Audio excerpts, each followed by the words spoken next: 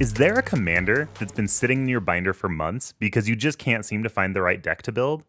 Maybe it doesn't have enough support. Maybe it doesn't seem strong enough to close out a game. Maybe there just isn't a clear direction to take the deck. Korvold Fakehurst King has none of those problems, and yet it's been sitting in my binder for years at this point.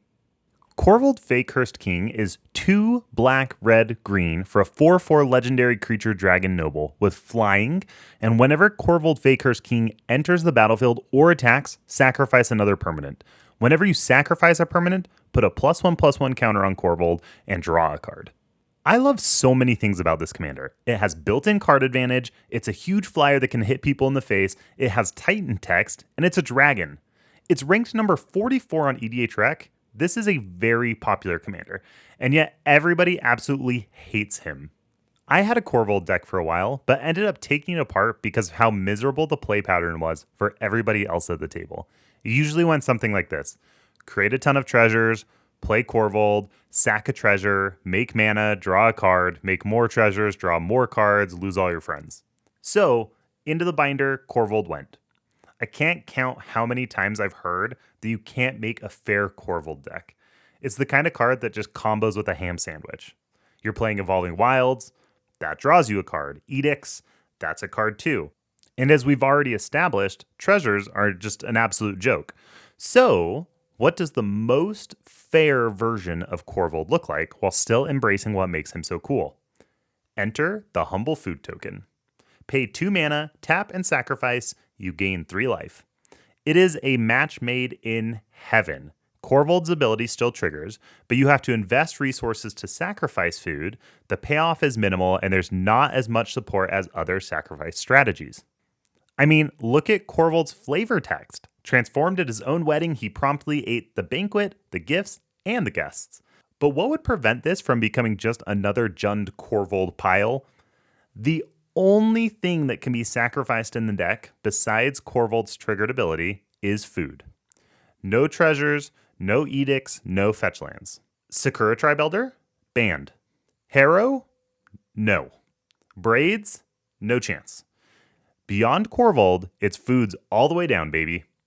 Let's take a look at some of the cards we'll be using for card advantage in this deck. Greta Sweet-Tooth Scourge is 1 black-green for a 3/3 legendary creature human warrior. When Greta enters the battlefield, create a food token.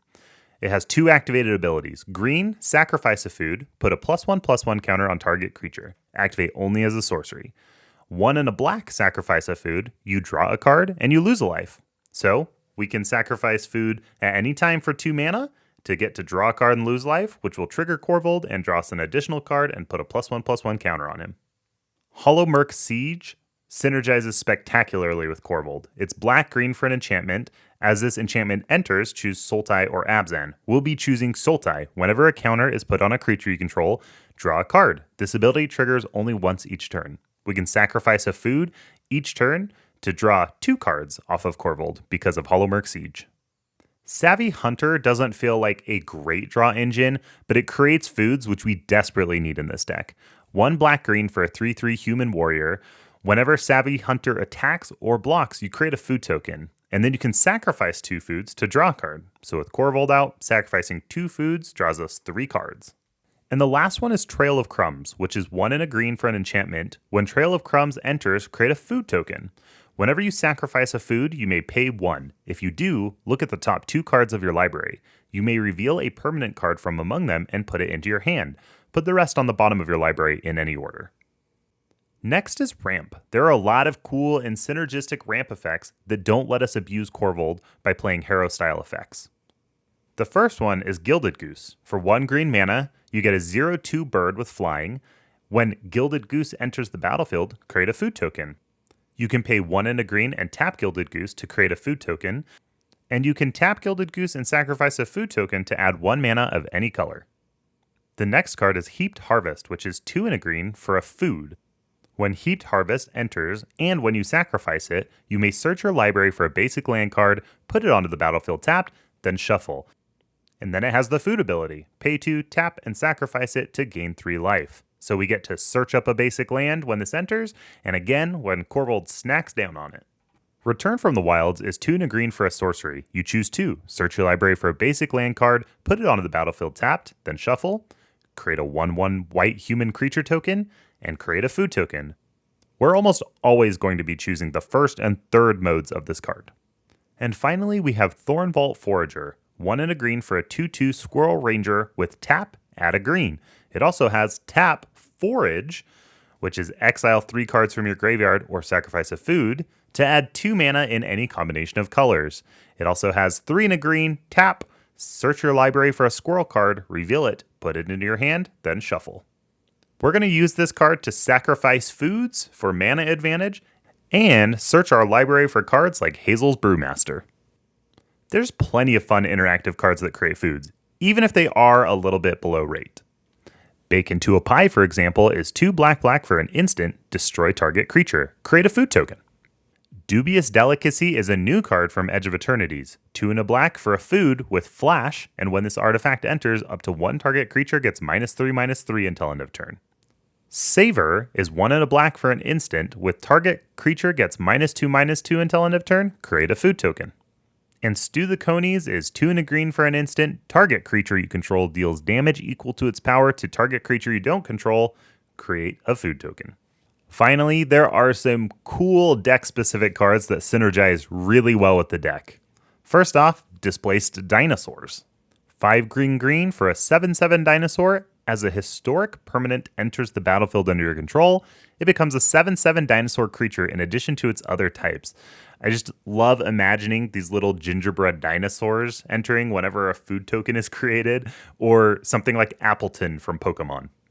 Next is Vito, Thorn of the Dusk Rose, 2 and a black for a 1/3 legendary creature vampire cleric.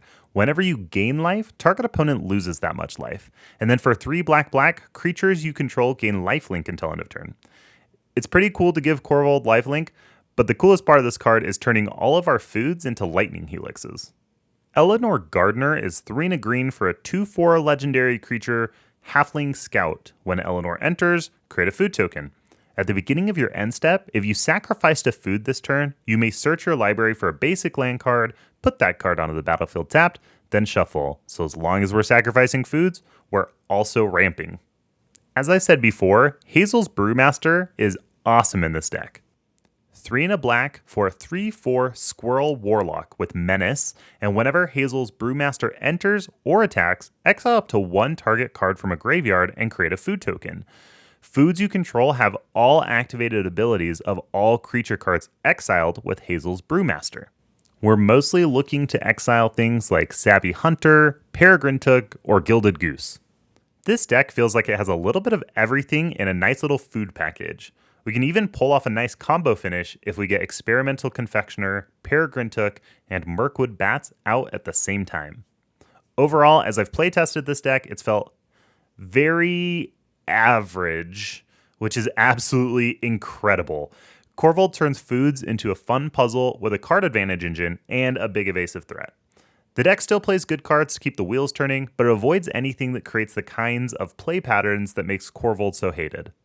I'm excited to play this deck at casual tables and continue to update it as new food cards come out. It's made the Cabbage Merchant one of the most exciting cards of the year for me. Check out the deck list and let me know if there's anything that you think I should add. Make sure to subscribe, join our Discord, and until next time, remember to always pay the one.